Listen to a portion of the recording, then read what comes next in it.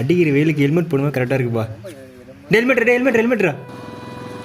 யோ எப்போ தான் பணம் கட்டுவேன்? சும்மா ஒரு டைம் ஃபோன் அடிச்சு இருப்பாங்க.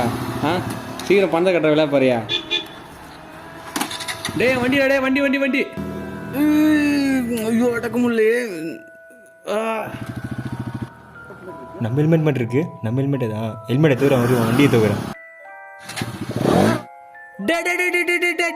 மாப்பிள்ள வண்டியை தூக்கிட்டாங்க மாப்பிள்ள. வண்டியை நிறுத்திட்டு ஃபஸ்ட்டு ஒரு டீயை போடுவோம்.